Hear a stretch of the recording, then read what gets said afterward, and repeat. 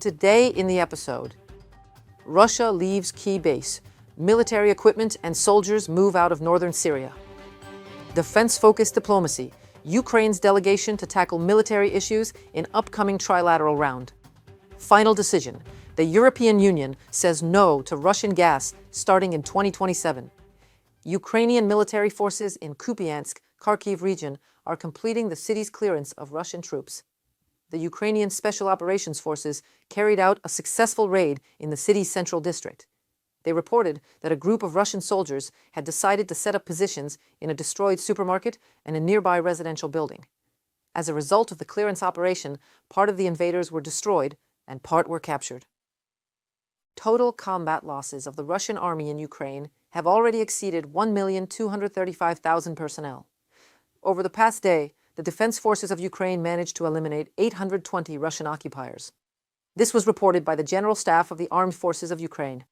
Additionally, Ukrainian defenders destroyed 1 tank, 3 armored vehicles, 47 artillery systems, 2 multiple launch rocket systems, and 119 units of automotive and special equipment belonging to the Russians. Ukraine vitally needs leadership in technology.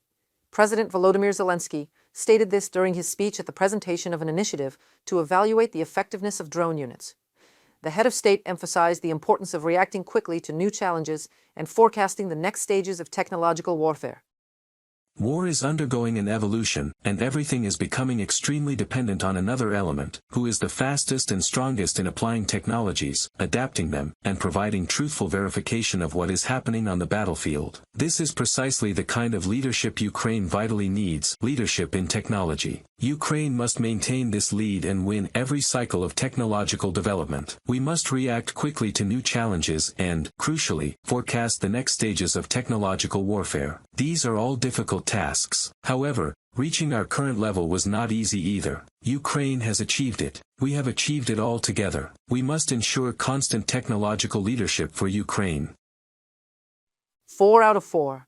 OSINT analysts have released the first confirmed evidence of a Flamingo missile strike on a key military contractor in Russian Belgorod.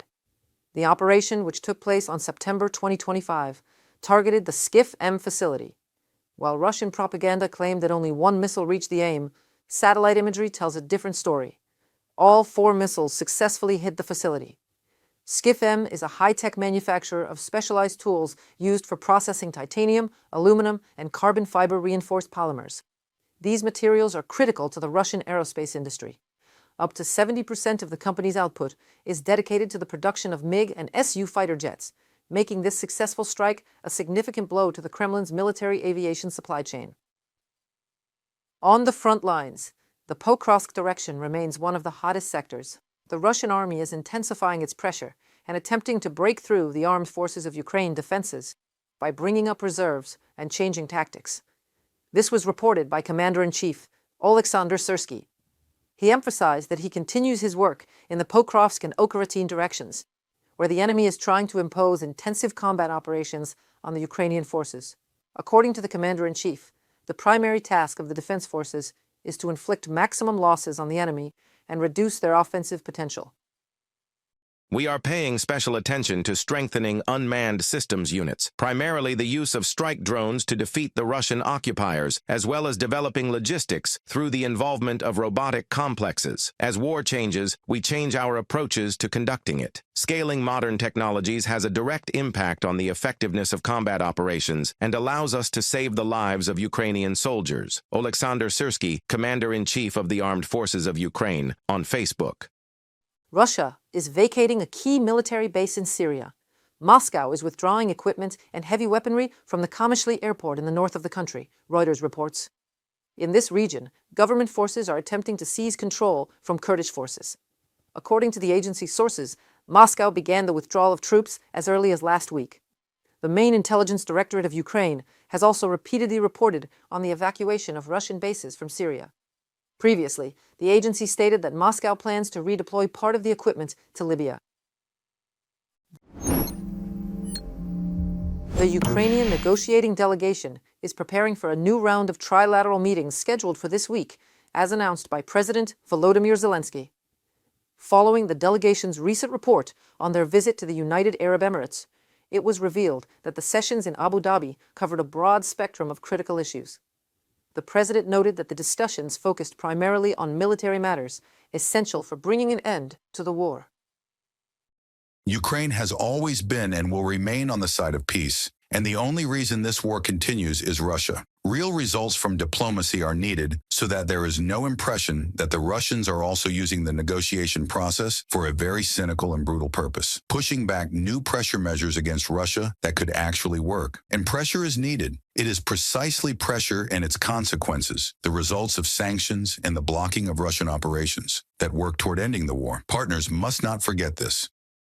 The Kremlin is attempting to pressure U.S. President Donald Trump into abandoning the current negotiation process with Ukraine and Europe. According to analysts from the Institute for the Study of War, Moscow is pushing the U.S. to yield to Russian demands first presented during last summer's summit in Alaska. The report indicates there are zero signs that Vladimir Putin is ready for genuine concessions or compromise. In contrast, Donald Trump is actively coordinating with Kyiv and European allies to align on conditions for achieving a just peace. Analysts emphasize that the Kremlin continues to insist on its original, aggressive ultimatums. A source close to the Kremlin told Reuters that the Kremlin considers the Anchorage formula to include Ukraine ceding all of Donbass to Russia and freezing the current front lines elsewhere in southern and eastern Ukraine. Trump has led conversations with Ukraine and Europe in recent weeks that have made significant progress in determining the conditions necessary to ensure an enduring and reliable peace in Ukraine. From the article of the Institute for the Study of War. Every year, on January 27th, the world honors the memory of the 6 millions of victims of the Holocaust, one of the most tragic chapters in human history. Ukraine joins the international community in this solemn observance, states Ministry of Foreign Affairs. History records that some of the most horrific crimes of the Holocaust were committed on Ukrainian soil. In Babin Yar and in towns and villages across the country, the Nazis murdered more than 1.5 million Jews. The memory of the Holocaust serves as a stark reminder to the world of its collective responsibility to stop crimes against humanity and to protect human life. It is a call to never remain silent in the face of violence, violence that today is once again unfolding in the heart of Europe. Today, as a new war is unfolding in Europe, we bow our heads in memory of the millions who were killed simply for the right to be themselves. We also remember those who, risking their own lives, saved others. Because even in the darkest periods of history, people are capable of choosing humanity, and that choice remains decisive today. Ministry of Foreign Affairs of Ukraine on X.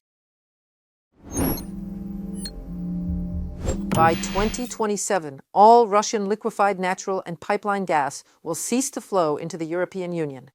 Today, the EU Council adopted a regulation mandating a definitive ban on Russian energy imports. The measure was approved by all member states, with the exceptions of Hungary and Slovakia, who voted against, and Bulgaria, which abstained. More in the next story for you. The EU Council has approved the regulation for the final phase-out of imports of Russian liquefied natural gas and pipeline gas. The department's website explains that the cessation of supplies will be phased for LNG from the beginning of 2027 and for pipeline gas from autumn of the same year. In December last year, we in the European Union sent a very clear signal to Russia. No more will we let you weaponize energy against us.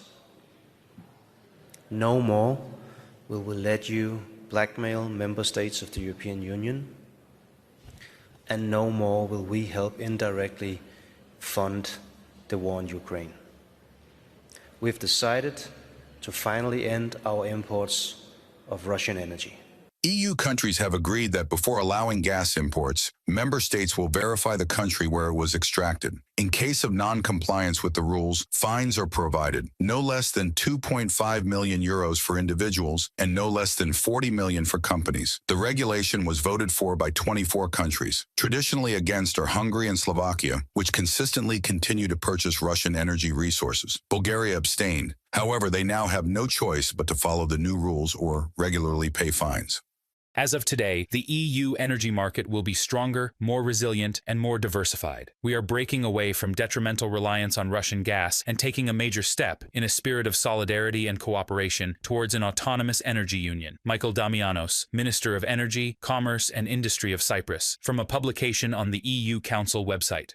In addition to phasing out Russian energy resources, EU countries are strengthening control over compliance with already imposed restrictions against Russia. Within these measures, France detained the sanctioned tanker Grinch, part of Russia's so-called shadow fleet. The vessel under the flag of the Comoros Islands left the Russian port of Murmansk at the beginning of January. According to BFM TV, the Marseille prosecutor's office has taken the tanker's captain into custody. He, as well as crew members, are awaiting interrogation. We explained that the Shadow Fleet was a problem for all of us because it was funding Russia's war effort and violating the rules and sanctions we had established. Therefore, the French Navy acted in an orderly manner to uphold the law and disrupt the movement of a ship that was contributing to this very Shadow Fleet. This is a good thing. Ukrainian President Volodymyr Zelensky welcomes the decisive actions of partner countries. At a press conference in Vilnius, he emphasized the importance of intensifying all possible avenues of pressure on the aggressor country. Europe must be resolute, continue sanctions pressure on Russia. Russian tankers carrying oil, including through the Baltic Sea, need to be completely stopped, as well as Russian ambitions. We all need to block them. This is a difficult task, but everyone must do it. Russian sanctions evasion schemes must be blocked. These are the minimum foundations for real peace to be achieved. And although Russia continues to convince that sanctions are no obstacle to the aggressor country, reality looks different. In 2025, the number of new companies in Russia sharply declined. Only 173,000 legal entities were registered during the year, the lowest figure in the last 14 years. As the Moscow Times writes, the decline in the number of new companies was recorded in 60 regions, including Moscow and St. Petersburg. The decline in the number of new companies in 2025 is linked to rising costs, expensive loans, and stricter financial and tax discipline requirements. Entrepreneurs are now focusing on developing and preserving existing projects rather than launching new ones, from a publication in the Moscow Times. The much-vaunted import substitution in Russia has also failed. Chairman of the Maritime Board of the Federation, Nikolai Patrushev, admitted, Russian shipbuilding still depends on foreign software. This leads to delays in the transition of domestic shipyards to modern production technologies. In addition, young Russians refuse to work in the industry due to low salaries. However, the Kremlin's problems are not only at sea, but also in the air. In Russia, passengers on civil flights have begun to be transported in cargo aircraft. According to the Center for Countering Disinformation at Ukraine's NSDC, in Irkutsk region, passengers of a regular flight were unexpectedly transferred from a passenger and 24 to a cargo, and 26 without warning. People, including children, flew right next to cargo, reported by Nikita Skoblikov, UATV News. That's all for today's News Digest. Stay informed, stay critical, like the video, subscribe, and share your thoughts in the comments. See you next time.